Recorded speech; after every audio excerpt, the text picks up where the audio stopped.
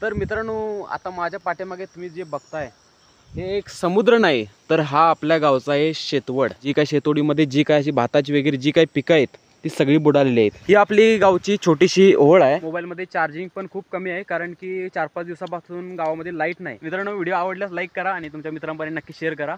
Thank you so much.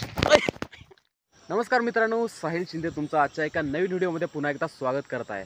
तर मित्रांनो, आता माझ्या पाठीमागे तुम्ही जे बघताय हे एक समुद्र नाही, तर हा आपल्या गावचा आहे शेतवड।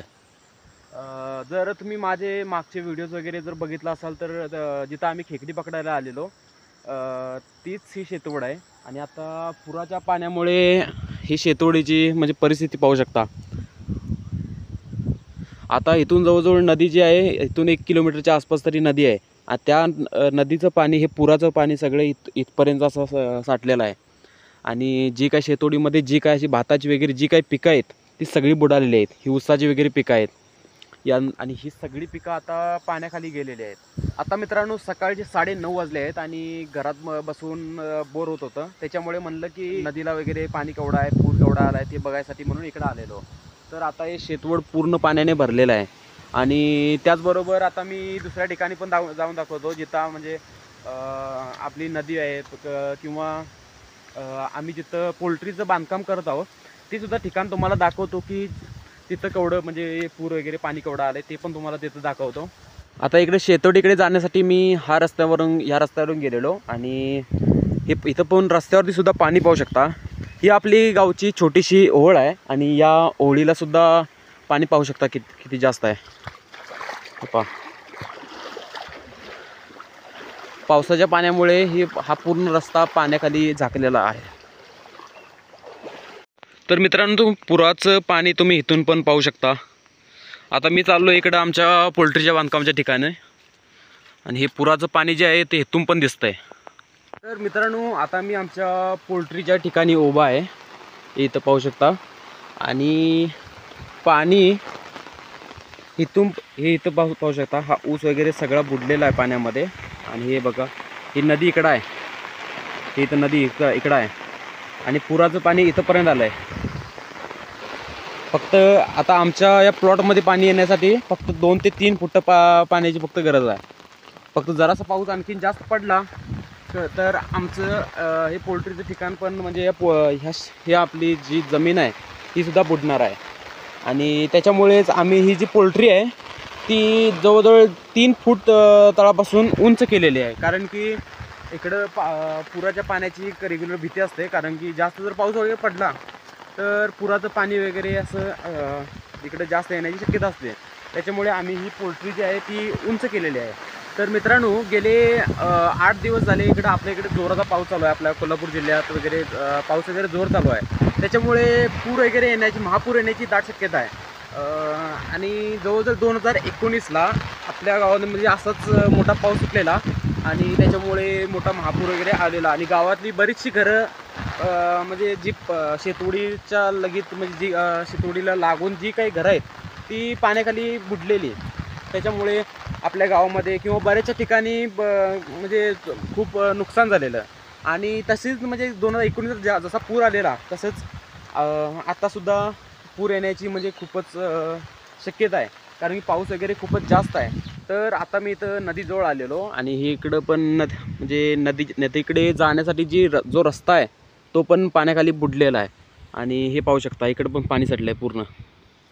नदी जी आहे ती इथं आहे या ठिकाणी आणि नदीच्या पुराच्या पाण्यामुळे हा रस्ता पूर्ण म्हणजे ही शेतं जी काय आहेत ती सगळी बुडलेली आहेत।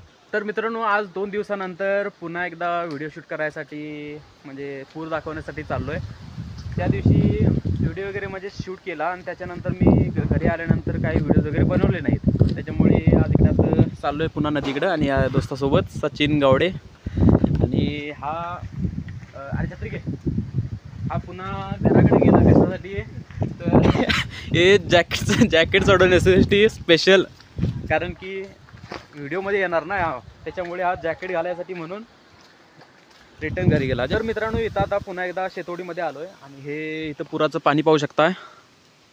आता काल जी इथं म्हणजे भाताची वगैरे जी काही पिकं होती ती सगळी बुडालेली आहेत आणि पुराचं पाणी हे इथंपर्यंत येऊन पोचलेलं आहे.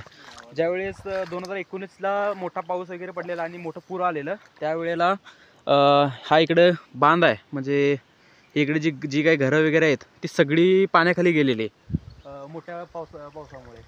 आणि आता हे इकडं सुद्धा आता ही जी म्हणजे जर जास्त वगैरे पाऊस आला तर ही जी काही ऊस वगैरे आहेत ते सगळे पाण्याखाली जाणार आहेत.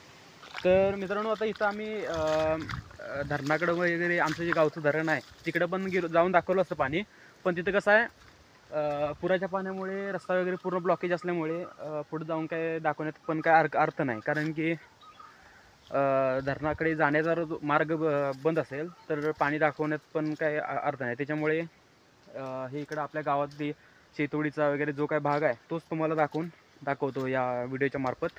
तर मित्रांनो आता पुन्हा दुसऱ्या एका ठिकाणी आलो आहे आणि इथं पण पुराची इथं परिस्थिती पाहू शकताय. हा इकडं हा जो इथं दिसतोय, अरे इकडं हा आपला इथं ऊस होता, आपला ऊस, आणि तो पण आता पाण्याखाली बुडलेला आहे. आणि हे बघा पुराचं पाणी इकडंपर्यंत आलं आहे.